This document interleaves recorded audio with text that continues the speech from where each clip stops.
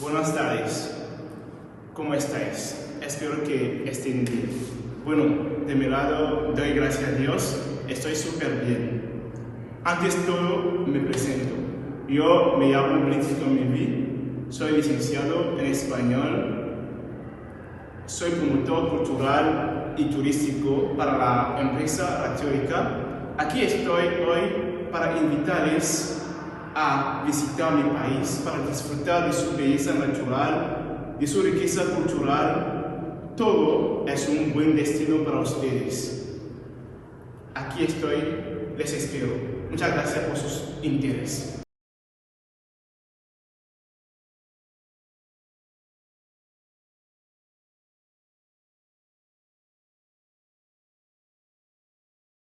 Bienvenidas a todas las personas que están viendo estas charlas de la Semana de la Cultura Hispana en Togo.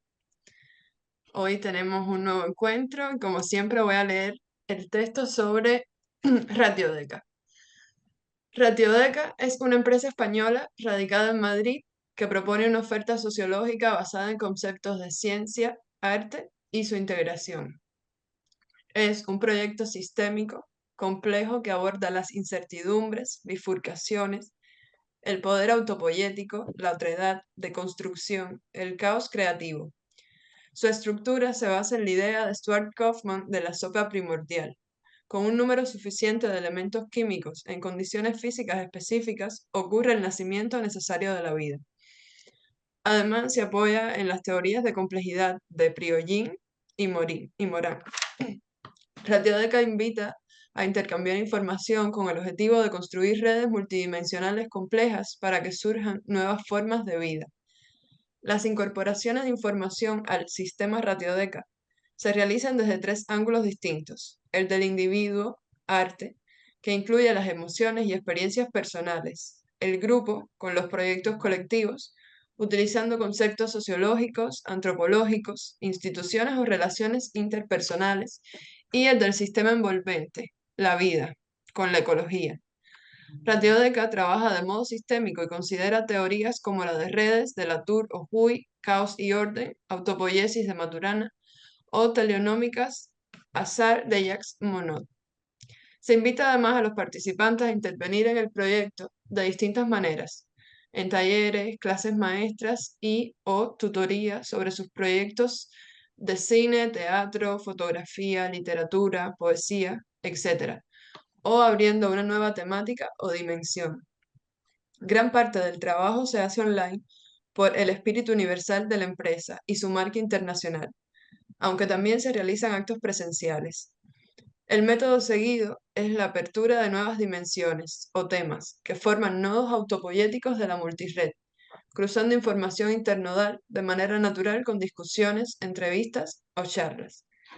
Los talleres, las tutorías o las clases maestras son impartidas por profesionales con prestigio en sus áreas de conocimiento, que no deben nunca estar limitadas, sino abiertas al intercambio. De las interrelaciones generadoras de complejidad, esperamos el surgimiento de emergencias, nuevos modos, nuevas vidas, nuevas formas de entender y definir la realidad, nuevos valores sociales que quizás en el futuro puedan ser semilla de otros paradigmas, las teorías de Kuhn o Lakatos. Se abordan de manera continua temáticas relacionadas con biología, psicología, filosofía, sociología, cultura y arte.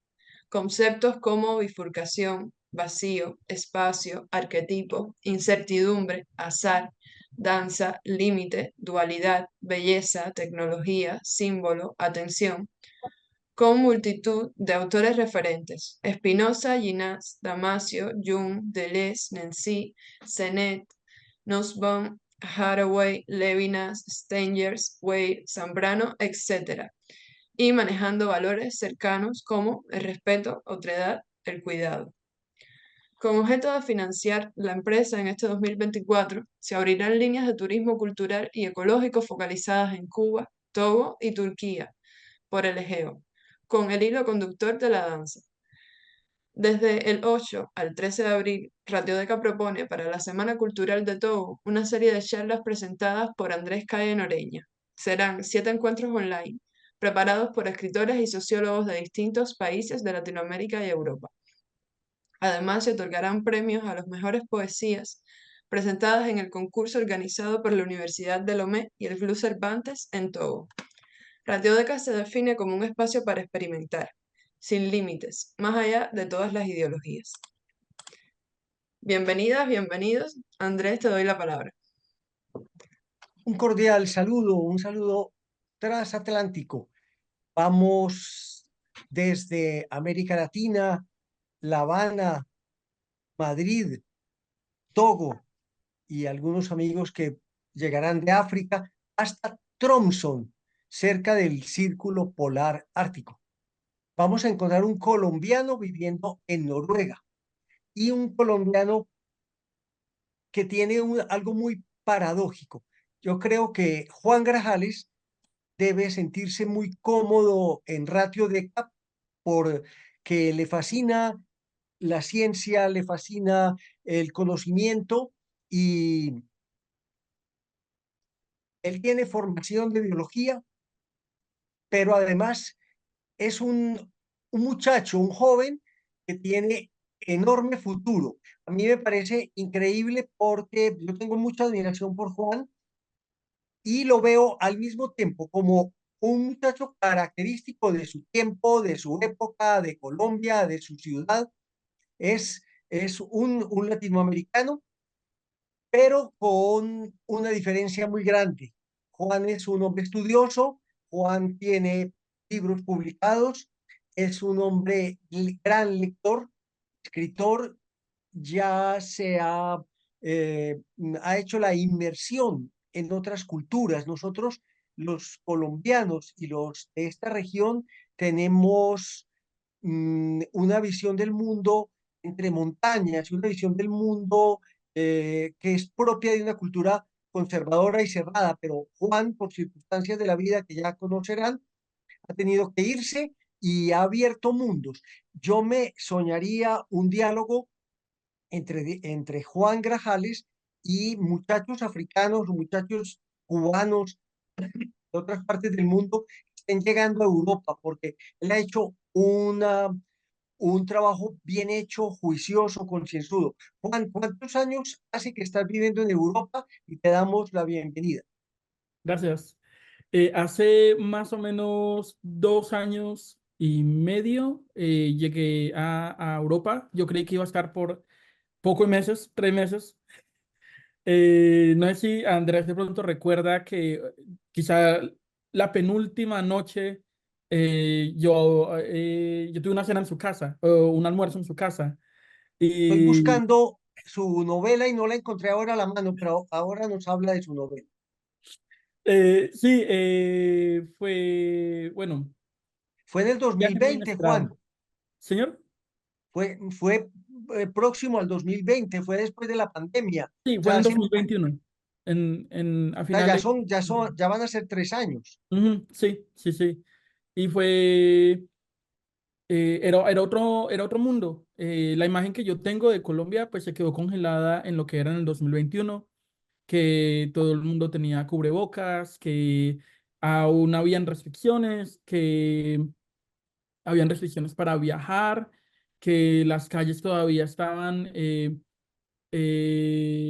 pintadas por los grafitis del paro nacional.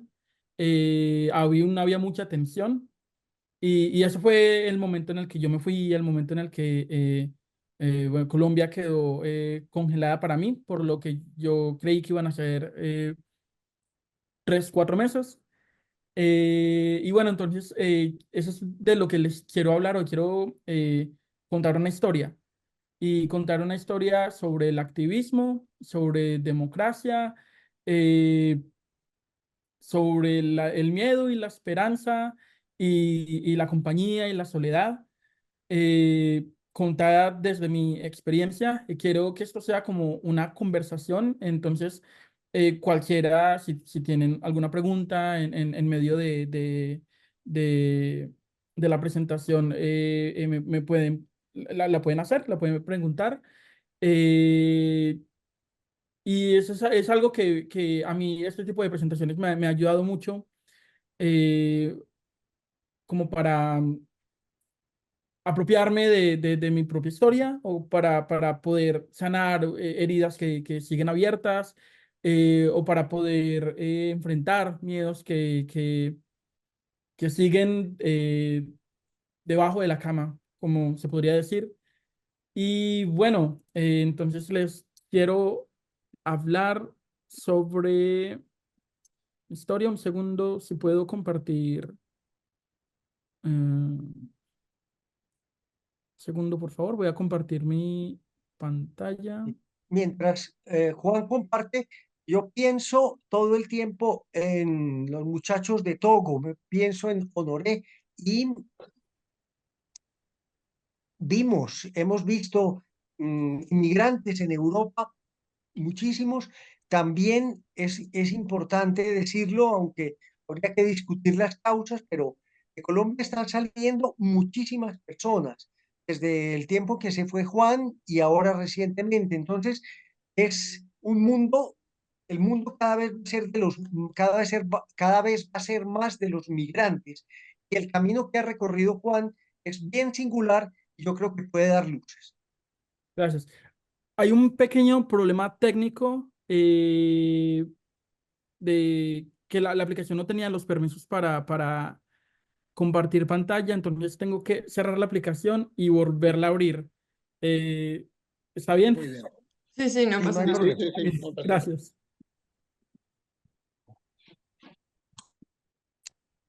Mientras tanto, podemos mantener la conversación Ah, con la pueden ver Alfonso. ya. Ha sido Ah, rápido, perfecto. rápido. Ah, perfecto. Qué bien.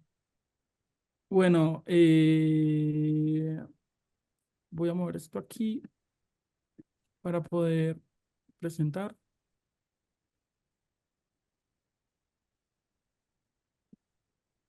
Simplemente, Juan, abajo donde está el comments, el siguiente, ahí.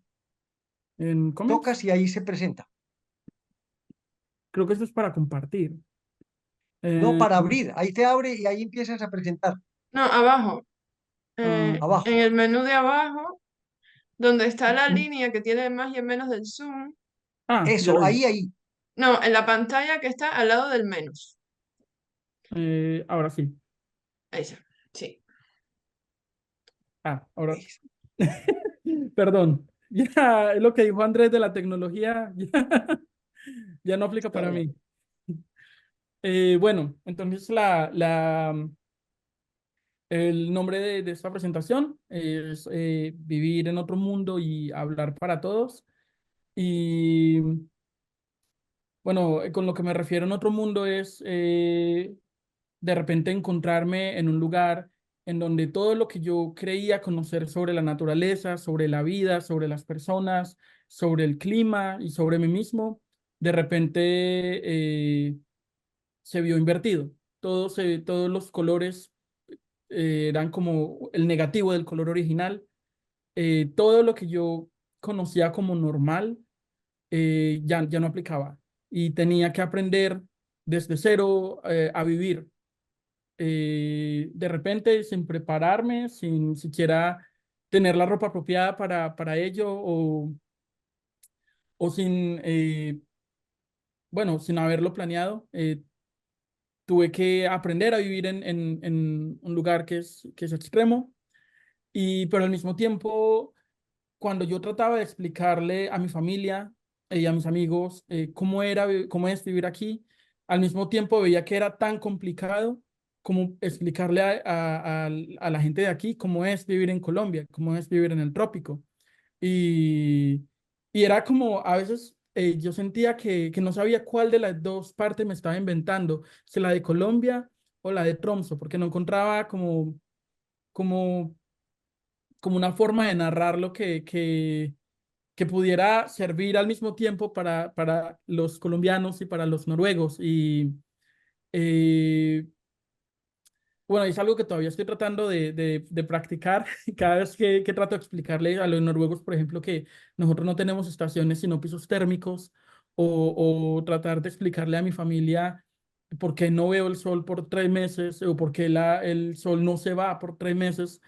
eh, bueno, le da un toque de realismo mágico, pero es importante hablar para todos y conectar las culturas y conectar las formas de pensamiento y sobre todo las nociones de activismo y democracia, que es especialmente ahora el mundo se está dirigiendo a una situación complicada que podría, bueno, en la que podríamos aprender mucho de cómo otras culturas eh, dialogan y solucionan sus problemas.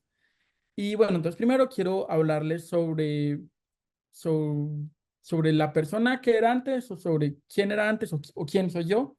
Y yo soy un hijo, yo soy el menor no, perdón, soy el hijo del medio, el segundo de tres hijos. Eh, yo tengo una madre y tengo un padre, tengo dos hermanos y un gato, como pueden ver. Eh, yo nací, crecí en una familia de clase media en Manizales, que es una capital de provincia en Colombia, una capital en las montañas, un sitio espectacular, con un confort térmico increíble del que yo nunca fui consciente hasta que me fui. Eh, y sí, yo crecí en una familia que estaba en el proceso de ascender económicamente como muchas familias colombianas, en el que los padres trabajan para que los hijos vayan a la universidad y sea la primera generación en ir a la universidad y luego los hijos aportar económicamente en la casa. Y esta es la realidad de todos mis amigos, de todos mis compañeros de universidad, de todos mis compañeros del colegio, de mis vecinos. Y era para mí un paradigma, ¿cierto? Los hijos, los padres trabajan duro, los hijos van a la universidad, salen adelante, sacan la familia adelante y bueno, y así es la vida, ¿no? Y también yo tenía una comunidad, yo tenía mi mejor amiga, Paola, tengo mi mejor amiga, que es también mi vecina, y ella y yo nos criamos juntos desde que éramos niños, desde que pueden ver, hasta el último día, hasta el día en que me fui. Ella es una persona tan importante para mí porque todo lo bueno y lo malo que tuve en la infancia, en la adolescencia, ella siempre estuvo a mi lado y era mi soporte en la sociedad, aparte de mi familia. Yo también era parte de una comunidad universitaria. Yo asistía a la Facultad de Ciencias Exactas para estudiar biología. Yo era parte del grupo de microbiología ambiental. eh, yo tenía amigos. Yo no era diferente a a ninguna de las personas que tenía a mi alrededor, salvo que yo tenía un gusto por la escritura, como también muchas otras personas lo tienen. Pero no era realmente un activista, no era realmente, no me preocupaba tanto la política, no me preocupaba tanto la democracia y yo vivía en la misma, no diré burbuja, pero en el mismo paradigma en el que vivimos muchos colombianos, que las cosas que pasan por televisión parecen lejos, parecen cosas de televisión, de gente que uno no conoce, cosas que le pasan a gente en otras partes del país o incluso si es en la misma ciudad, como desde que no sea con uno no se mete. Y eso es algo que se dice mucho, que uno no puede, como nosotros decimos, dar papaya. Entonces yo solamente era estudiante y también escribía. Y yo no entendía por qué cuando empecé a conocer amigos extranjeros, se quedaban tan fascinados cuando iban al mercado de frutas. Y yo no entendía, bueno, ahora ya lo entiendo perfectamente, pero realmente no conocía la ciudad y el territorio que yo habitaba, y no lo vine a conocer realmente sino hasta que me fui. Yo escribía también desde joven. Yo llegué a escribir varias historias, eran novelas. realmente no eran, bueno, no eran grandes historias, eran quizá un poco genéricas de misterio, de algo de horror, de un poco de drama, pero mediante iba creciendo y escribiendo, me empezaba a preocupar por otras cosas que pasaban a mi alrededor. Y bueno, mientras yo escribía y mientras yo estudiaba, yo también, bueno, empezaba a desarrollar una conciencia social, podría decirlo así. Y, y algo muy particular ocurrió en el 2016, que fue el año en el que se firmó el Acuerdo de Paz en Colombia, que el Acuerdo de Paz era algo de tantas otras cosas que se escuchaban por televisión, pero no fue sino hasta que yo entré a la universidad y noté que había un profesor que estaba, bueno, que estaba muy en contra del Acuerdo de Paz y nosotros decimos primíparos, éramos de primer semestre en la clase de Constitución Política y muchas de las cosas que el profesor estaba diciendo, a pesar de que yo no tenía un conocimiento amplio sobre los acuerdos, creo que nadie lo tenía en la población general, yo quedé como algo confundido y yo empecé primero a leerme como el resumen de los acuerdos y luego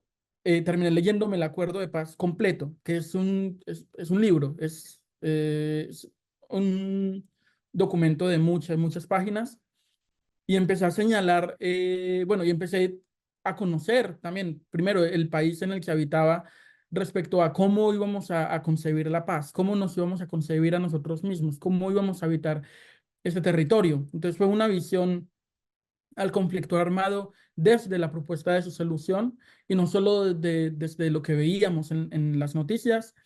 Y cuando fui a la semana siguiente y el profesor volvió a hablar mal del acuerdo de paz o a hablar con mentiras del acuerdo de paz, y yo muerto de miedo alcé la mano y lo interrumpí yo tenía la lista de los artículos que yo sabía que él estaba eh, eh, malinterpretando. Y bueno, eso fue, pues, yo creo que una de las experiencias más aterradoras de mi vida, pero, eh, pero me dio un sentido de responsabilidad. Yo recuerdo que ese día yo le empecé a hablar a mi familia del acuerdo de paz y les empecé a hablar a mis amigos del acuerdo de paz y como ciudadano me apropié del acuerdo de paz y me convertí en activista por el acuerdo de paz y salí a marchar por el acuerdo de paz y salí a votar por el acuerdo de paz y el acuerdo de paz no pasó en el plebiscito, principalmente por la cantidad de noticias falsas que había en ese momento, que eso fue en el momento en el que las redes sociales estaban empezando a ser instrumentalizadas en contra de la democracia.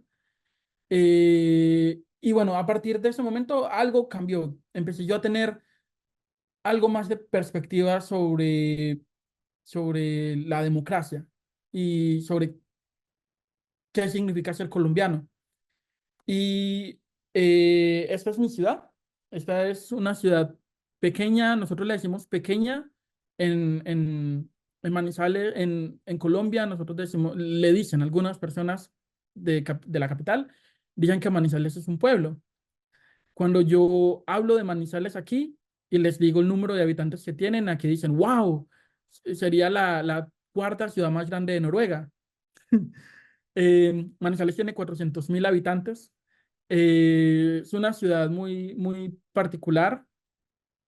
Bueno, no he estado en muchos lugares para poder compararla, pero lo comparo con lo que vivo aquí y con lo que he conocido de otras personas con las que he convivido en Tromsø. Eh, y sí, bueno, es un lugar muy especial y es un lugar seguro, muy seguro, comparado con el resto de Colombia. Y en medio de esa seguridad, yo empecé a participar de las marchas, empecé a participar de las movilizaciones y lo hice durante varios años porque Manizales es una ciudad universitaria Y es una universidad donde, es una ciudad donde normalmente hay muchos movimientos sociales, porque son estudiantes que llegan desde todas partes del país, algunos con realidades diferentes, con ideas diferentes, y entrar a la universidad, bueno, le abre a uno la mente y da un sentido de responsabilidad social. Y en ese sentido de responsabilidad social, que al principio, quizá para la mayoría de nosotros, para casi todos nosotros, era un juego, poco a poco empezó a tornarse diferente. Las protestas, a las primeras protestas a las que yo fui, eran sobre el acuerdo de paz. Después era sobre el presupuesto universitario, sobre la autonomía universitaria, sobre esto, sobre aquello. Y fue después de que el expresidente Iván Duque llegó al poder, que es un presidente de derecha, em, que la movilización social y la forma en la que la policía enfrentaba o manejaba la movilización social empezó a cambiar. Para el 2019, justo antes de la pandemia, tuvimos un paro nacional que no se había tenido desde hace mucho tiempo, que movilizó una cantidad inmensa de personas. Y durante una semana fue caos en el país. Hubo disturbios, hubo registros de abuso policial, una persona murió en Bogotá, el caso de Dylan Cruz, de un muchacho que fue impactado por una granada de gas lacrimógeno que lanzaron desde, bueno, no en movimiento parabólico, sino de frente. Eh, y por este caso de Dylan Cruz, la protesta se enardeció por algunos días más y se le tuvo como un mártir en medio de las movilizaciones, porque no sabíamos lo que iba a venir poco después, no sabíamos que eso que creíamos que era eh, un acto completamente indignante como lo es, no tenía nada en comparación con lo que habría de pasar en el 2021. En el 2021, en medio de la pandemia, eh, el presidente, en su gabinete, con el ministro de Hacienda, decidieron eh, decidieron elaborar o sí, decidieron elaborar ¿cómo se le dice? Una reforma de impuestos, una reforma de impuestos en el que, bueno, era una reforma que acrecentaba las desigualdades, que era especialmente dura con las personas de medianos y bajos ingresos, mediante que era demasiado laxa con las grandes empresas y bueno, con los ricos de Colombia, con las élites colombianas. Y el 28 de abril, este mes, hace 3 años, se programó una movilización, la primera gran movilización que íbamos a tener desde el inicio de la pandemia, porque la pandemia había cortado, bueno, como ocurrió en todo el mundo, muchas protestas o bueno, el movimiento de la gente.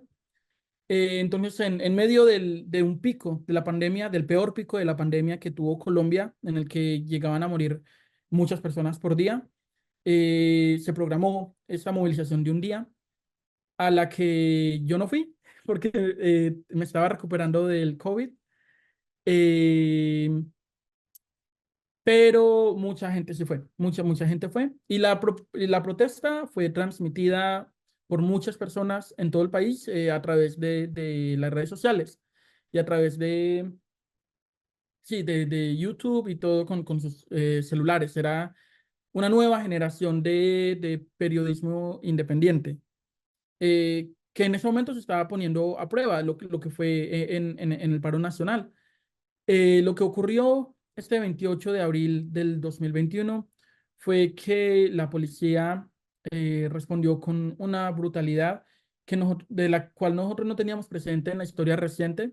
Algo muy parecido o incluso peor ya había ocurrido antes, pero nosotros, los jóvenes de Colombia, no lo teníamos en nuestra memoria reciente. Nosotros no crecimos en los tiempos de Pablo Escobar, muchos de nosotros no crecimos en la época del expresidente Álvaro Uribe. Nosotros habíamos crecido y nos habíamos desarrollado como jóvenes durante los últimos 8 años del gobierno de centro derecha del presidente Santos, que era una época más o menos estable, más o menos segura también, para protestar en las ciudades. ¿Sí? Juan, para ubicar a los escuchas, diles cuánta tu edad en este momento, porque entonces te van ubicando. O sea, esto fue en 2016, hace 8 años, 17, 18, 19, 20, porque es que tú aparentas un poquito más edad de la que tienes. Sí, pero es el estrés. Por eso me voy más viejo. Pero yo tengo 26 años. Yo nací en el 98. En el 2021 yo tenía 23 recién cumplidos. 23 años, sí. Eh, y por eso mismo, yo cuando entré a la universidad en el 2016 yo tenía 17, casi 18 años. Y, y los años anteriores, yo estaba en el colegio completamente casi apolítico, eh, y fue en el gobierno de Santos. Nosotros habíamos crecido en un respiro de la historia colombiana, eh, en el que había un gran acuerdo de paz, en el que las cosas parecían mejorar, en el que la economía estaba avanzando. No recuerdo cuánto, pero las cosas se movían bien, aunque el dólar se estaba encareciendo, pero bueno, eso es otro tema. El mundo estaba en una situación distinta a la que está ahora, eh, y con esa idea habíamos crecido, que a nosotros nos contaban que este es el periodo más estable, más pacífico de la historia de la humanidad, y yo recuerdo que lo que yo hacía era mirar, oh, bueno, entonces estamos siguiendo el camino de Europa, estamos siguiendo el camino de Escandinavia, ¿cierto? Eh, Eso era lo que yo creía. Eh, y había muchos, y dentro de este mismo movimiento de jóvenes, la mayoría universitarios, pululaban otros movimientos dentro, que eran bien acogidos, el movimiento LGBT, el movimiento feminista, eh, los afrocolombianos, los movimientos indígenas, las madres cabeza de hogar. Habían muchos, muchos, muchos elementos, porque la protesta social eh, en ese momento no se había politizado. En ese momento era una protesta social, era una protesta de todos. Cuando empezaron a ocurrir estas manifestaciones en medio de la pandemia, y ocurrieron los abusos policiales del 28 de abril, mucha gente salió a la calle, muchísimas. Yo veía compañeros del colegio que hace tiempo no veía vecinos, en algún momento incluso mi mamá salió conmigo. eh, pero esto se dio a raíz de la indignación de la violencia policial, que ocurrió el 28 de abril, en el que aproximadamente 10 personas murieron en una noche en todo el país, principalmente en la ciudad de Cali. Eh, Recordemos que hace apenas 2 años una persona había muerto en una gran movilización, y eso nos dejó a todos en shock. Ahora 10 personas en una noche, algo parecido había pasado el año anterior en la ciudad de Bogotá, eh, por otro caso de abuso policial. Y, y bueno, cuando las personas salieron a protestar y bloquearon las calles y salieron en todo el país, la respuesta del gobierno nacional eh, fue la de militarizar las ciudades. Eh, las ciudades en su gran mayoría se militarizaron por los problemas de orden público, y es cierto que hubo graves problemas de orden público, que hubo graves casos de vandalismo, que ocurrieron muchas cosas, pero la respuesta de la policía era y continuaba siendo completamente desproporcionada, porque estamos hablando de que empezaban a desaparecer personas, ¿sí? Juan, nos interesa mucho también todo el tránsito, tu viaje, la llegada a Europa y tu presente, porque las circunstancias de Colombia son difíciles, pero también es complejo para una persona completamente ajena, por ejemplo, la gente de Togo, eh, comprender la situación de Colombia. Entonces sería muy interesante cómo diste el paso y qué ha pasado después. Listo, sí. A raíz de las movilizaciones que también ocurrieron en la ciudad, yo decidí ser parte de estas movilizaciones y también decidí ser parte de grupos de prensa independiente y decidí escribir mis propios artículos y documentar lo que estaba ocurriendo. Y a raíz de esto, primero recibí hostigamiento policial en mi casa y después de esto empecé a recibir amenazas, que esto es algo que la mayoría de mis amigos y familiares no saben. Eh, Después de que la policía fue a mi casa y yo eh, los desafié convocando otra manifestación, eh, yo empecé a recibir amenazas y no sabía realmente a quién contarle, no le podía contar a mis padres porque o sea, mi familia ya empezaba a sufrir por el tema de la policía, a pesar de que ellos creyeron y siguen creyendo que solamente había sido acoso policial. eh, yo decidí irme de Colombia por lo que yo creí que serían pocos meses. El tema es que recordemos estos 2021 en pleno pico de la pandemia, quizá el peor pico de la pandemia que hubo a nivel mundial. Estamos hablando de no de Omicron, pero creo que se llamaba Delta. Delta, sí, la que hubo antes de Omicron, que mató muchísima gente. Eh, no había vacunas y Europa no aceptaba no europeos. Entonces era un periodo extremadamente difícil. Yo tenía que pensar muy rápido, tenía que pensarlo muy bien, eh, pero pensar rápido y pensar bien no van de la mano. Entonces, yo decidí, bueno, tuve suerte de que cuando empezaron a llegar las vacunas, y primero estaban vacunando a las personas, bueno, las vacunaban por orden de edad. En el formulario yo puse que tenía 50 años. Y no sé si es que me veía tan viejo en ese momento porque no estaba durmiendo nada, pero no me dijeron nada. Yo me apliqué la vacuna Sinovac, que es la vacuna china, porque era la única que había, y, eh, y compré un tiquete primero a España y luego a Italia, donde me iba a quedar en casa de una persona que yo conocía.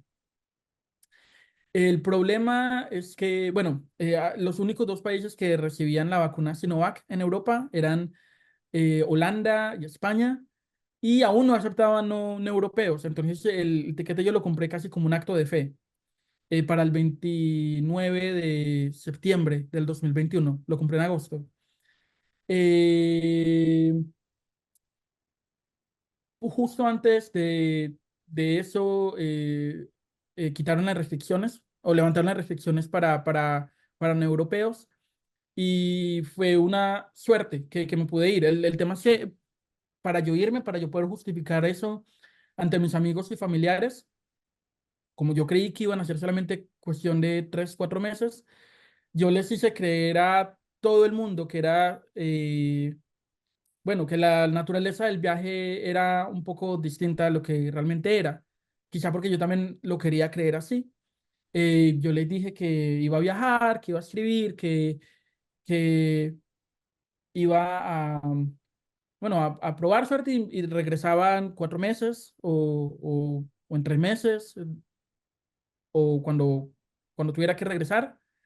Y uno de esos últimos días estuve con Andrés en su casa almorzando con su amigo en común, Matías, que en ese momento acababa de regresar de otro de sus eh, múltiples y permanentes viajes por el mundo. Eh, y bueno, yo me fui de Colombia, llegué a Holanda, hice la escala en Holanda, llegué a Madrid. En Madrid iba a pasar una noche en el aeropuerto y después iba a, a Italia, pero me dio por verme con una amiga, entonces tomé el tren de cercanías y había un paro de conductores de tren, entonces había mucha gente y en medio de tanta gente y del cansancio y todo, me robaron la cartera. Con 1.200 euros, con las tarjetas de débito y crédito y bueno, todo lo que uno tiene en una cartera, a excepción de mi pasaporte que lo tenía en otro lado. Y ese fue mi primer día en Europa. eh, y después solo se puso peor, porque luego llegué a Italia, logré llegar a Italia, pero al final hubo un problema con la persona con la que me iba a quedar, y entonces tuve que irme de ahí y no sabía hacia dónde iba a ir. Entonces lo que hice fue tomar un bus hasta la ciudad alemana de Freiburg, donde yo tengo un amigo alemán que conocí en Colombia viajando, cuando él estaba viajando ese mismo año en enero. Eh, y me quedé con él casi 2 semanas. Me hice pasar por estudiante para poder quedarme en su edificio de estudiantes. Fui a clases con él, todo en alemán, yo sin entender nada, solo sonriendo. Después fui a Hamburgo, me quedé un mes en Hamburgo, no sabía realmente qué hacer, estaba asustado, y yo empezaba a darme cuenta de que la situación para mí no era tan fácil como volver a casa. Yo empecé a darme cuenta de que, bueno, porque si todo salió mal, yo por qué no simplemente me devuelvo. Pero en esa época empezaron a arrestar a muchas personas que habían sido parte del paro nacional. Arrestaron a muchos jóvenes, arrestaron a miembros de la primera línea, miembros de prensa independiente. eh, entonces yo empecé a darme cuenta de que la situación era distinta a la de un simple viaje de turismo. Por aquella época, Matías, el amigo que tenemos en común y el que ustedes conocieron ayer, eh, él le avisó a su familia y me recibieron en la casa que ellos tienen en Dinamarca. Me quedé en Dinamarca durante un mes y después ellos me invitaron aquí a Tromsø por una semana para pasar Navidad. Y yo llegué a Tromsø, la ciudad del fin del mundo, para pasar Navidad sin saber que iba a terminar viviendo en el Ártico. Eh, pero fue después ya cuando descubrí que no tenía más opciones, que todavía tenía mucho miedo, que no sabía qué podía pasar, que empezaba a darme cuenta de, de que si yo quería vivir sin miedo en Colombia, tendría que dejar de lado muchas de las cosas que empezaba a hacer. Tendría que dejar de lado el activismo, tendría que autocensurarme las cosas si quería escribir, tendría que, bueno, como se le dice, caminar entre cáscaras de huevo para vivir sin miedo, para no volver a pasar otro de los sustos que ya había pasado, porque no confiaba en la policía, no confiaba en ellos como para reportar lo de las amenazas. Si, apenas una semana atrás habían sido ellos los que habían ido en persona a amenazarme. Eh, bueno, y en medio de todo eso, mis amigos me hablaron sobre el asilo político. Y, eh, y al principio yo no quería porque era como entregar una parte de la libertad, pero al final terminé pidiendo asilo político y el gobierno de Noruega estudió el caso y fue muy rápido porque normalmente un caso se demora más de un año y mi caso se demoró una semana. Ellos, bueno, recibieron pues, todas las pruebas, las amenazas, como el caso estaba reciente, como estaba en internet, como yo había salido denunciando a la policía, tenían como los artículos que yo había escrito, bueno, y decidieron en Oslo decidieron que tendría que quedarme por varios años. y después me enviaron a Tromsø, me asignaron que la ciudad en la que yo debía vivir era Tromsø. Entonces me enviaron para acá, a la ciudad del fin del mundo. Esto es desde mi balcón, desde aquí. Es una vista increíble, pero sí, es muy bonita. Pero aquí, bueno, es una ciudad bella, es una ciudad increíble, pero aquí la soledad pega fuerte, como nosotros decimos. Las interacciones entre las personas, todo es distinto, todo es muy, muy, muy distinto. Y de repente yo ya me sentía como un extraterrestre, como con la metáfora que yo utilizaba, como una planta de banano en medio de abedules o en medio de pinos, así me sentía yo. Eh, y bueno, yo me gasté un montón de fuerzas tratando de parecerme a ellos, eh, y tratando al mismo tiempo como de entender lo que había ocurrido. eh, y poco a poco aquí pude empezar a seguir el camino todavía del activismo. Seguí asistiendo a manifestaciones, empecé a hacerme paso en la comunidad. Lo que empecé a dar charlas sobre mi historia, sobre lo que ocurre en Colombia, empecé a escribir para esta organización que es la Latin American Group N y Norge, que es el grupo de solidaridad con Latinoamérica. Empecé a escribir artículos para sus revistas y me convertí en activista para ellos. Creo que principalmente para que lo que yo acababa de hacer tuviera algún sentido, para la decisión que yo acababa de tomar de repente renunciar a todo lo que conocía, a todos los que conocía, eh, tuvieran sentido, porque de repente entonces estaba en un lugar en el que estaba seguro, en el que había personas que pensaban de la misma manera que yo, habían personas que les importaba la democracia, que tenían grupos de solidaridad con casi todos los países del mundo, eh, y que podía hacer mucho más aquí como activista de lo que probablemente podría hacer en Colombia. Y bueno, empecé a dar, a dar charlas y eso es algo de mis actividades aquí. Juan, Y sí, un detalle. Entonces, tú te habías movido primero con inglés. Ya estás hablando noruego y cómo haces para conectar con otros activistas dentro de Noruega y si tienes nexos con Europa o con otras partes del mundo. Eh, ya estoy hablando noruego, pero normalmente yo hablo inglés la mayor parte del tiempo porque es tan fácil. Aquí todo el mundo habla inglés, entonces la comunicación es más, eh, es más rápida. Aunque sí tengo que seguir aprendiendo noruego porque la mayoría de oportunidades aquí están en noruego.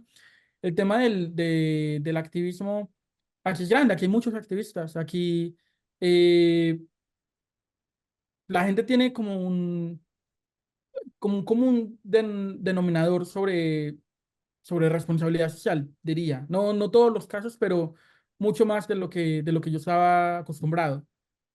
Y aquí los grupos de activistas están muy conectados entre ellos. Los grupos de Amnistía conocen a los del grupo de Latinoamérica y los de Latinoamérica hacen solidaridad con el grupo de Palestina.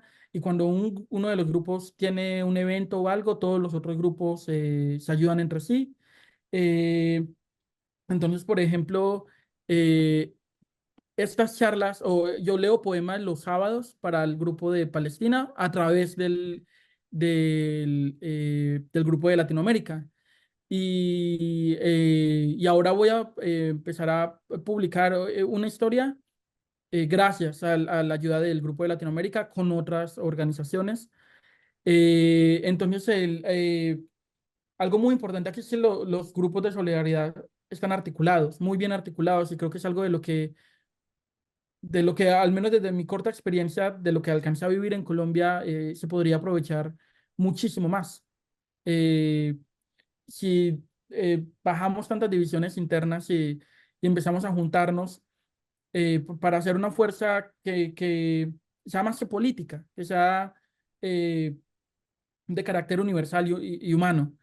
Y bueno, y esta es la historia hasta ahora, perdón que hable demasiado. Es una historia inconclusa porque está inconclusa, porque aún no sé si cuándo voy a volver o qué va a ocurrir después o qué voy a hacer de aquí a el próximo mes. O entonces hay mucha incertidumbre todavía, eh, pero entre tantas cosas que cambiaron en mi vida y entre tantas cosas que yo sé que no van a volver a ser las mismas, eh, aprendí a conocer, a conocerme mejor, a conocer a las personas mejor, a conocer a mi país mucho mejor. Ahora siento que me siento más colombiano que nunca.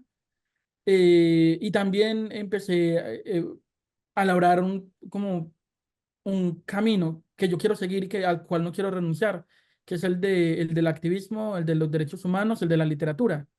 Y es algo que ahora, pues, después de haber perdido todo rastro de identidad que perdí cuando me fui y cuando llegué a un lugar tan distinto en el que no había latinos para hablar, en el que, sí, en el que estaba tan aislado, eh, creo que algo que me dio esperanzas fue el activismo, y algo que me dio un nuevo lugar en el mundo aquí y un lugar en la sociedad fue el activismo. Y es algo a lo que no quiero renunciar. Incluso si las cosas mejoran, creo que es siempre importante eh, dejar las semillas sembradas para cuando vuelva a llover. Y, y bueno, y antes de las preguntas, los dejo con esta imagen de mi nueva familia noruega, en la que también está Andrés y Matías. Ellos son los padres de Matías. Esto fue en diciembre en diciembre del año pasado. Ahí está mi amigo Rolf a la izquierda y los padres de Matías y Andrés. Fue una pre-cena de Navidad y Andrés fue la primera persona colombiana de mi vida de antes que vi desde que me fui y que he visto hasta ahora desde que me fui. La única cara colombiana conocida. Y es muy chistoso porque Andrés fue una de las últimas personas a las que vi y la primera a la que vi eh, 2 años después. Y bueno, y ahora una última foto muy bonita. Esta, en las islas de Lofoten en el verano. Eh, Esto fue a las 2 de la mañana, a las 2 de la madrugada, con una luz que no se esconde, porque en el verano no hay noche y en el invierno no hay día. Entonces, pues, un lugar que borra los límites de la realidad. Y bueno, perdón, que creo que de pronto me excedí en el tiempo, pero preguntas, comentarios. Juan, antes de darle quiero como que remates un poco, o sea, tu situación en Colombia es muy diferente a la de muchos colombianos porque o sea, no es lo corriente, tu camino de conciencia, de despertar, de solidaridad, luego la manera en que te has defendido y te has podido ubicar por fuera. Y me interesa preguntarte si estás estudiando eh, la literatura y la posibilidad de publicar en Europa y también como el futuro político, porque entonces, o sea, tú estás haciendo en este momento eh, política que se puede llamar internacional. Hay posibilidades, por ejemplo, ¿cuál es tu expectativa con respecto a ciudadanía, con respecto a vincularte a política noruega o cómo te mueves tú con otros círculos de política? Bueno, yo estaba trabajando para una empresa de expediciones en el Ártico. Yo era escritor para ellos. Fue hasta hace poco. Fue una experiencia muy bonita. Eh, Llegué a viajar mucho por en los alrededores de Tromsø y del Ártico de Noruega gratis. Y al mismo tiempo descubrí que ese no era el tipo de escritura que yo quería hacer. A pesar de que era muy divertido y de que se veía espectacular en Instagram, no era la razón por la que yo me había ido y no era, eh, sí, no era el tipo de escritura. O sea, yo creo que siempre había soñado con un trabajo así, pero me sentía muy insatisfecho al final.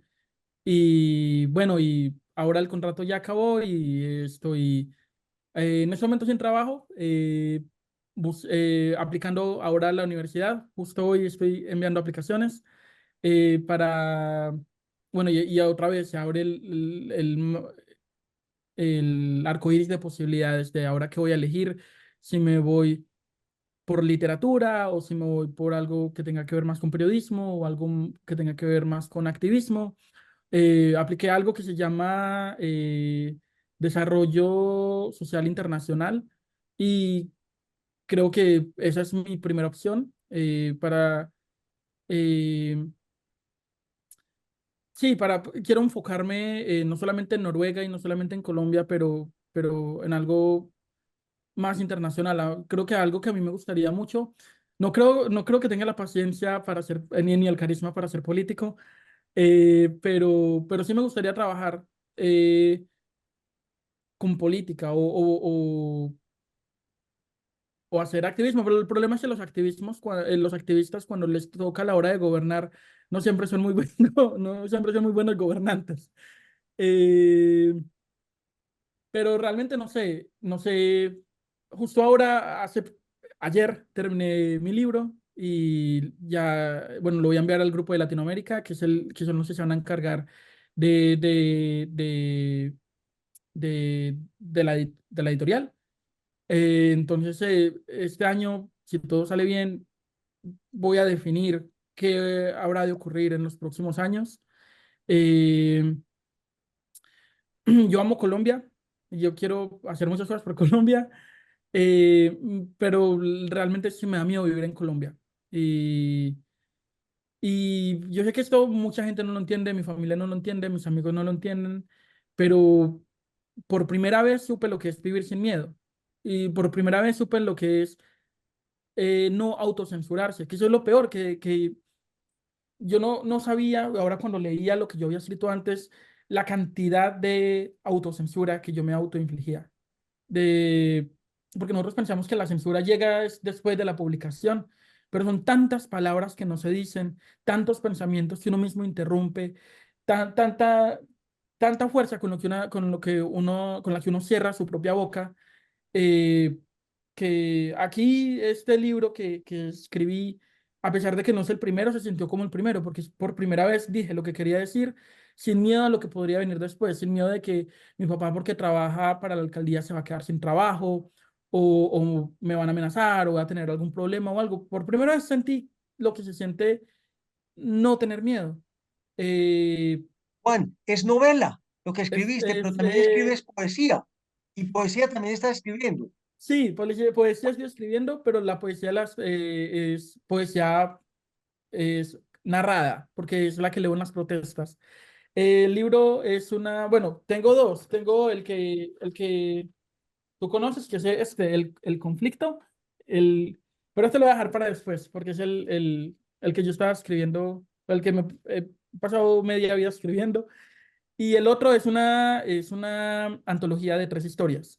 Es, pero todas las 3 historias tienen que ver con el exilio, tienen que ver con la democracia y los derechos humanos y tienen que ver con Latinoamérica y con el Ártico. Quise mezclar esos elementos eh, en, bueno, en una misma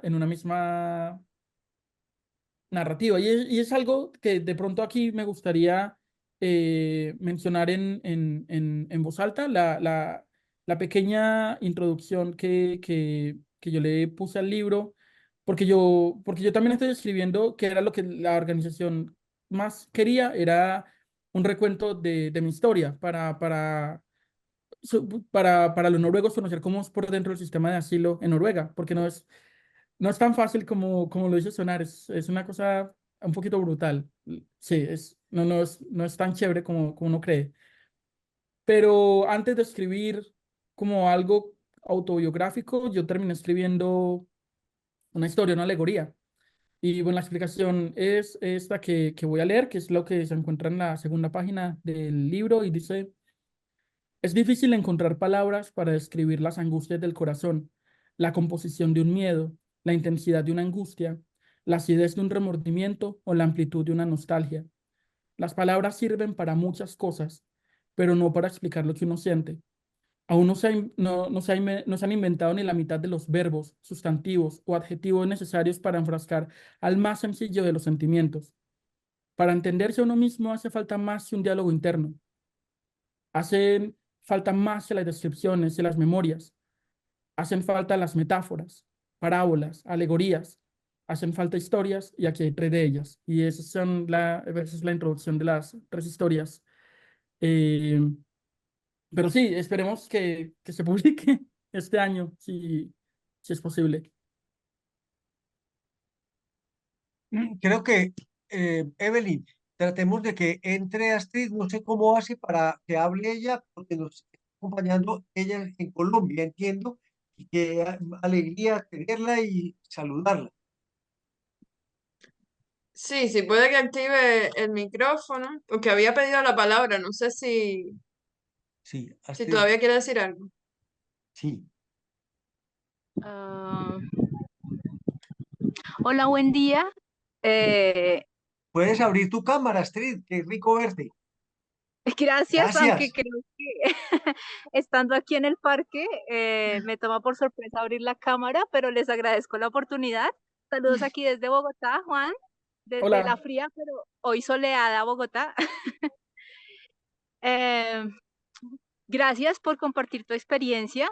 Eh, dentro de mi historia de vida, el escucharte me evoca pues varias de las experiencias vividas a nivel personal, familiar, como ciudadana, pero también me motiva como mujer, como profesional, como persona que está también en una transición de su vida, pues como a esa toma de decisiones, a explorar, a decidir y a compartir con otros. Entonces, agradezco el que ustedes a través de este espacio nos estén brindando la oportunidad y estén dándole luz a tantos jóvenes o a tantas poblaciones que en diferentes territorios, en diferentes continentes, pues está abriendo camino también. Y creo que eso es lo bonito de haber llegado a esta experiencia con ustedes a través de, del enlace que me fue compartido precisamente por un togolés que creo que próximamente también les verá y que bueno, las cosas se dieron así para poder acompañarlos y darme cuenta del que también con la presentación de ayer y de hoy pues estamos vinculados aquí por el territorio, por las experiencias eh, desde otras perspectivas y desde una multiculturalidad pues que es lo que hoy día tenemos, pero también es lo que a veces nos ha desdibujado la esencia de cada uno de nosotros como seres humanos. Entonces, muchas gracias y por permitirme participar. Gracias. Astrid, gracias, muy amable.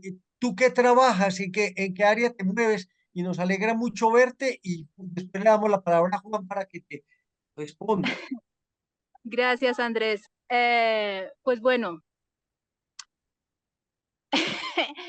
¿en qué trabajo? Esa es una pregunta bastante compleja de responder para mí en este último año y medio, porque los temas de salud, eh, después de más de 20 años con un diagnóstico de esclerosis múltiple, pues han tenido ciertas novedades que han cambiado un poco como la marea del camino que he venido navegando. Entonces, esto ha sido tiempo como de aprender a ser paciente. La experiencia misma como paciente me ha llevado a ser más humana, me ha llevado más a compartir, a acoger con amor y no con resignación, pero sí con varias perspectivas un tanto diferentes, mi experiencia como paciente.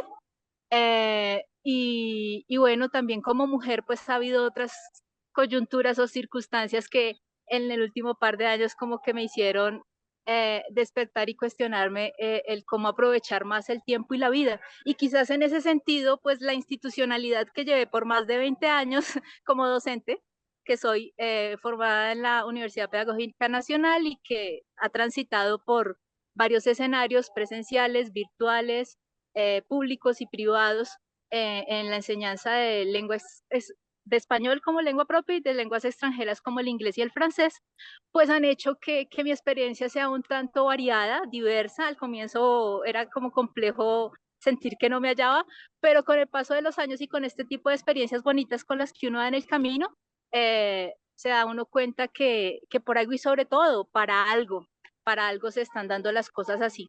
Entonces, aunque no tengo una vinculación institucional ahorita, soy de vocación y de formación docente, y en este momento pues el estar compartiendo lenguas, español como lengua extranjera y el inglés y el español también como lenguas extranjeras, permitió que a través de esos grupos de WhatsApp que las redes nos han permitido tener, pues diera por los caminos de África nuevamente, un territorio que en alguna ocasión también visité, pero por un tema de formación académica.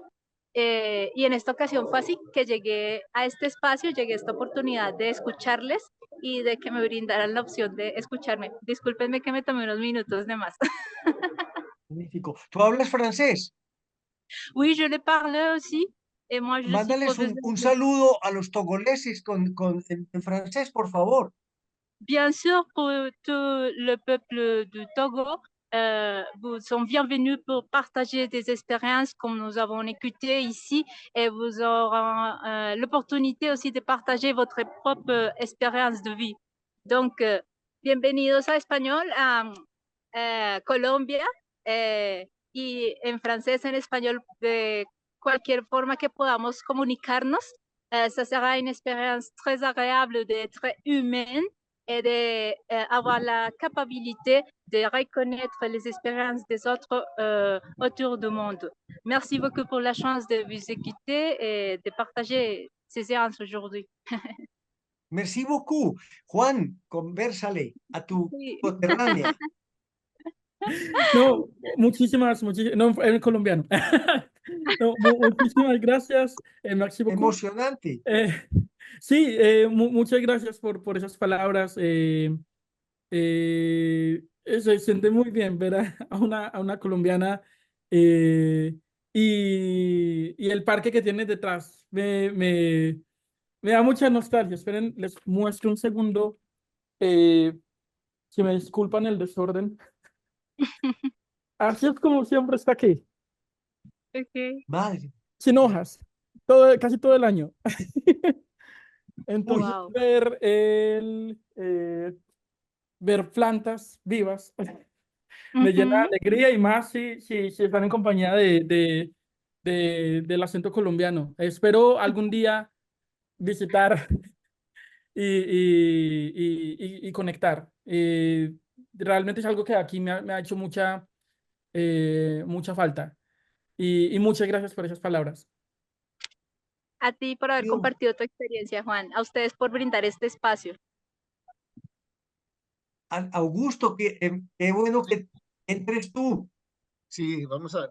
Con Astrid también podemos contactar, ¿verdad? No perdemos, sabemos su número, sino que te lo pase. O estáis contactáis con ellos, ¿no la conocéis? Las cuestiones médicas no me permitieron conectarme antes. Hasta ayer ingresé un poco tarde y hoy me volví a conectar. Que sea una oportunidad de podernos contactar por internet, como si quieran. Podemos contactar luego contigo, porque no sé ¿Puedes si... tus datos, ponerlos en el chat, número Claro de que sí. WhatsApp, para también sumarte al grupo de Ratiodeca si estás de acuerdo? Claro que sí, Yes. muchas gracias por la invitación. Ya los estoy siguiendo en redes, pero entonces voy a escribir aquí en el chat mis datos de contacto y con eso continuamos. Sí, por favor, porque hay que mantener. Yo es que creo que es el inicio ya de una nueva fase, lo que estamos hablando. La red se está formando y probablemente haya que hacer ya un grupo de discusión. Creo que es el inicio, es la semilla, ya se ve venir. Y bueno, así comentando sobre Juan, así muy rápidamente, porque ayer estuvimos hablando con Matías y yo decía que la democracia como la libertad es un sentimiento. Es decir, yo lo que le pasó a Juan cuando pasó a Europa y vio que estaba todo como al revés, a mí me pasó hace muchos años, cuando yo pasé a los países comunistas y vi que todo era al revés. Pero que al final todo funcionaba igual, pero al revés. Pero pasaba lo mismo, que eran los mismos problemas, ¿no? Entonces, aquí Primero, que es importante el tema muy de pasada de Europa, porque Europa siempre ha sido un refugio, especialmente los países nórdicos, que yo creo que lo siguen siendo, no sé si igual. Pero este tipo de refugio donde tú salías y tomabas aire es lo que hay que cuidar. Y es lo que por la gran parte por la burocracia, por la tecnología y demás, se está intentando destruir. A eso me refería ayer, ¿no? Europa es una bocanada todavía de aire que se está intentando destruir. Entonces hay que tenerlo esto muy en cuenta. Yo hace años también, pues empecé a leer sobre la patafísica, que porque había un tipo en la televisión que estaba en un programa y nosotros estuvimos muy bebidos, ¿no? Se llamaba Raval, y se quitaba los calcetines mientras hablaba por la televisión, luego le echaron, en fin. Y este hombre hablaba de la patafísica, ¿no? Crear sobre la excepción, la ciencia de lo absurdo. Realmente lo que estamos viviendo es la ciencia de lo absurdo.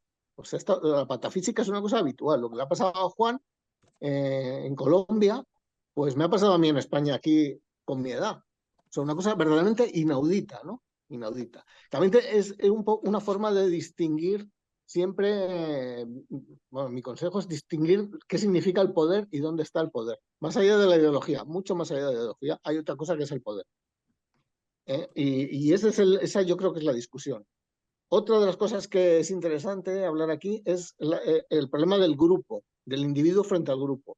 Porque Juan, el problema ya no es que siga siendo un activista, pero probablemente hay una sensación muchas veces cuando eres activista y eres el afectado de indefensión por parte no del poder, sino de tu propio grupo. Y es decir, lo que me estoy refiriendo a esto es que cuidado con la condición humana, siempre.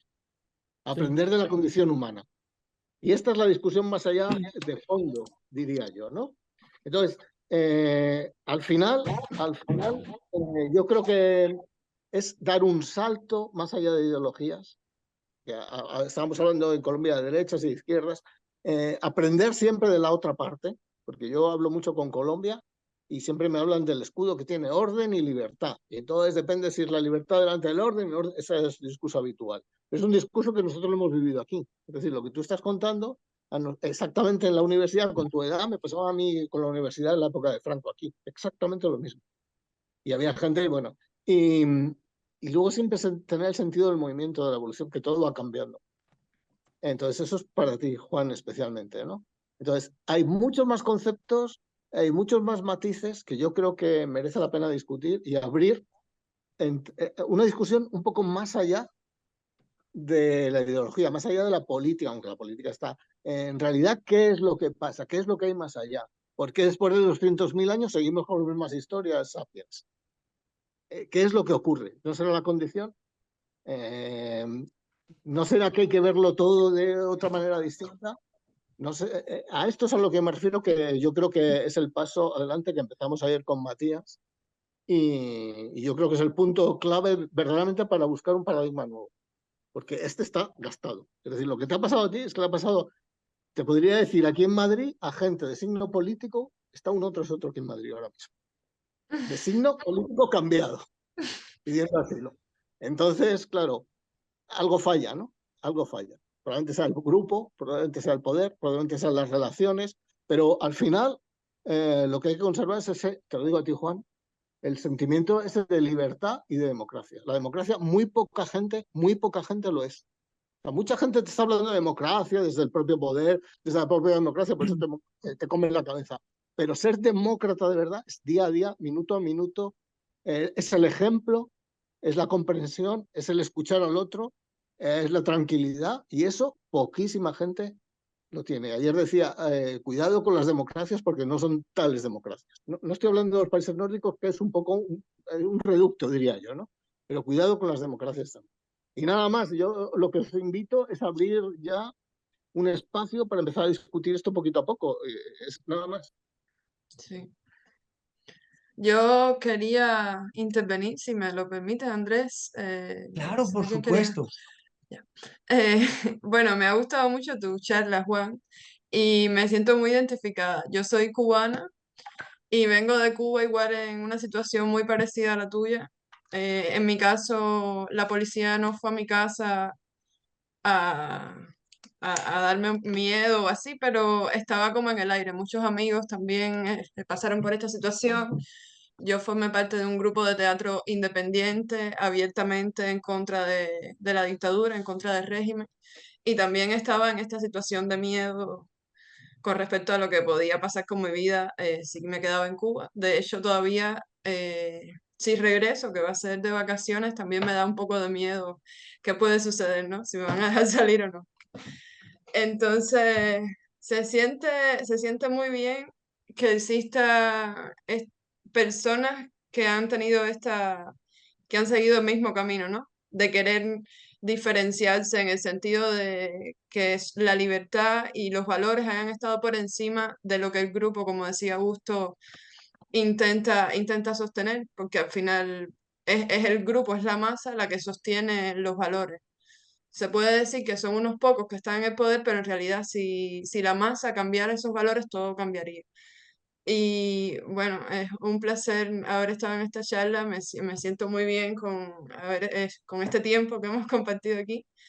Y te quería preguntar si conoces algún cubano ahí en Noruega que esté también de activista o bueno, que esté por ahí. No conozco aquí en la ciudad de Tromsø, pero conozco noruegos que han trabajado en la embajada de Cuba, en la embajada de Noruega en Cuba. Eh, no, aquí, a pesar de la ciudad de ser tan apartada, como hay una universidad, usualmente llegan cada semestre como personas de todas partes. Y, y hay como a veces como un microcosmos. No duran mucho porque al final del semestre se van y quedo otra vez Mm. solo con los noruegos. Pero, eh, pero llegan activistas de muchas partes. De de Latinoamérica. No sé si yo conozco de República Dominicana, pero no recuerdo si hay de Cuba. Pero algo que dices, por ejemplo, ahora que solamente en esta charla, y eso que somos tan pocas personas en la videollamada, ya son 3 personas que me dicen que han pasado por algo similar, que tienen una experiencia similar. Eso nos da una muestra del estado del mundo. De... Entonces sí es tan común, y como me di cuenta cuando me fui, conocí a muchos colombianos y mucha gente en el exilio, sí es tan común porque hay tanto silencio, porque vemos en silencio cómo la vida sigue sin nosotros. eh, y de pronto yo creo bueno, algo que yo quiero hacer es como contar esta historia y lo que trato de hacer en las escuelas de Noruega cuando me invitan es contarles a los niños o a las personas, a los jóvenes que estos podrían ser ellos, ¿cierto? Y aquí entre nosotros somos hijos, hermanos o padres, somos gente normal, ¿cierto? Gente normal que, que tenemos pensamiento y que tenemos ideología, como todo el mundo tiene el derecho de tener ideología y de pensar y de defender lo que ellos quieran, ¿cierto? No, esto no es algo que nosotros deberíamos pagar ni con nuestra vida, ni con nuestra libertad, ni con nuestra patria, ni con nuestro desarraigo. Y bueno, me hace pensar mucho, pero muchas gracias por esas palabras. Hay una cosa, Gracias a ¿me ti. dejas, yes, ¿me dejas un minuto? Un minuto, Andrés, que hay una cosa aquí siempre en este espacio al final, solemos hacer la pregunta, ¿para qué haces esto? ¿Por qué haces esto? Entonces, yo solo te hago una pequeña respuesta a una pregunta que has hecho, ¿no? Que todos hemos estado afectados y por qué el comportamiento más o menos has dicho de la gente. Y yo te puedo contestar, creo, a eso. Porque el patrón del sistema donde vivimos es supervivir. Entonces, el grupo siempre va a intentar supervivir por encima de todo lo demás, porque ese es el verdadero sentido de todo. Entonces, ahí es donde hay que tener mucho cuidado, porque por supervivir o en un momento de peligro, el grupo es capaz de hacer todo. Es el individuo el que solo tiene la capacidad, vamos a decir, ética, por decir algo que sería una discusión con Andrés, de en un momento heroico ir más allá. Pero eso es determinados individuos solo, porque lo que importa siempre es la supervivencia. Ese es el debate que a mí me gustaría hablar con vosotros y mezclar con ideologías, un debate completamente abierto, hacerlo un poco más grande, porque creo que es el camino. Por mi parte ya acabé. Bueno, Luis Javier nos escucha o no, porque qué bueno oír a Luis Javier un minutico y a alguien que esté con nosotros. Y de todas maneras, ha sido una charla muy bonita, muy impactante. Yo pienso también que puede ser eh, como resonante en muchísimas personas de Colombia, de América Latina, de los africanos que están llegando a Europa. Luis Javier, ¿quieres hablar un minuto para saludarnos? Sí, claro que sí, André, muchas gracias. Hola, no sabía que Hola, estabas. ¿cómo estás? Bien, gracias. Bien, ¿y Por tú? aquí mercando. Y que Aquí en el saludes a Juan, supermercado. que necesitamos que Juan se sienta muy rodeado y querido de colombianos. Precisamente acabo de colocarle un comentario. El comentario que le acabo de colocar es que a veces cuando habla, lo que dice una, tiene consonancias literarias, tanto poéticas como filosóficas, como de literatura, pues de novela. Es decir, sí, de todas maneras, ¿dónde está? Creo que por aquí. Sí. De todas maneras, me parece a mí, ¿cuánto es? 233.000. Yo pongo aquí, para seguir. 240, es que estamos viviendo, ¿no? Bueno, sí, ahorita me habla de vuelta.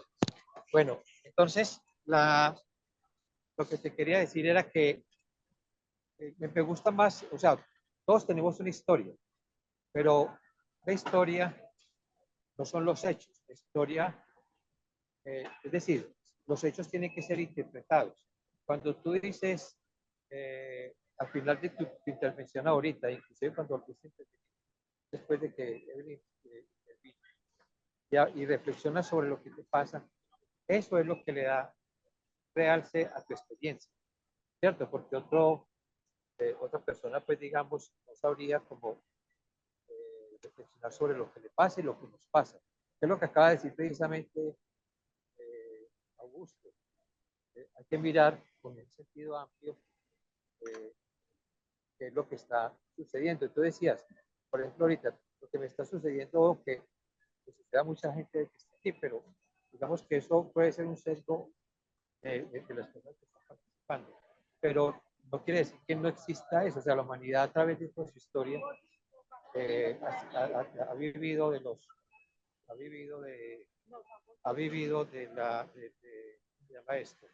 Hemos sido tribus migrantes, ¿cierto? De hecho, inclusive hay grandes procesos de migración en este momento en el mundo entero, ¿cierto? Del norte hacia el sur, como una respuesta inclusive posterior al tema de la colonización. Pero al mismo tiempo existen otros sistemas de colonización de otros países poderosos que entre los países del sur también. Es decir, un interés de cierta globalización. Entonces, interpretar dentro de un contexto general lo que nos está pasando, porque lo que te pasa a ti, Juan, le pasa en Colombia, le puede estar pasando a gente en el África, incluso en los Estados Unidos, en fin, es lo que le da una dimensión universal a una experiencia personal. Ese era como el aporte que quería hacer. Gracias. Voy a Muchas quitar gracias. sí, voy a quitar aquí la imagen para poder seguir. Un abrazo. Gracias. Bueno. Pues yo quisiera terminar con un pensamiento de George Steiner que dice que todos somos huéspedes de todos, que de alguna manera, o sea, el futuro de la humanidad y la esperanza de la humanidad es poder como incrementar la hospitalidad. Y mandamos también saludes para la familia Tower en Tromsø, que han sido hospitalarios y generosos con nosotros. Y yo pienso que tenemos que abrir un diálogo. Esperamos conversar con los amigos de Togo, a ver qué dicen de esta charla. Y agradecemos muchísimo a Augusto, a Evelyn. Astrid, ha sido lindo verte y conocerte. Te deseamos salud y qué rico que podamos estar en contacto y algún momento vernos en Manizales o en Bogotá. Juan, larga vida para tus escritos y queremos leerte en letras de molde y que qué lindo lo que dijo Javier, realmente se sabe en tu escritura, pero tienes una manera de expresarte que debe ser difícil de traducir al noruego, que tiene valor literario. Muchísimas gracias por todo, ha sido una linda oportunidad y que sea la primera de muchas. Muchísimas gracias. Juan, te metemos al grupo también, ¿eh? Perfecto, sí, gracias. Muy bien, Sí. muy bien. Namaste, Bueno, gracias a gracias, todos. Andrés. Buen día. Gracias, Astrid, muy Gracias amable. por todo. Luego, gracias. Repartan por todas partes esta charla. Un abrazo para todos. Andrés, un abrazo muy especial. Gracias, felicidades, flores desde Colombia para ustedes. Estás perfecto. Chao, chao. Chao.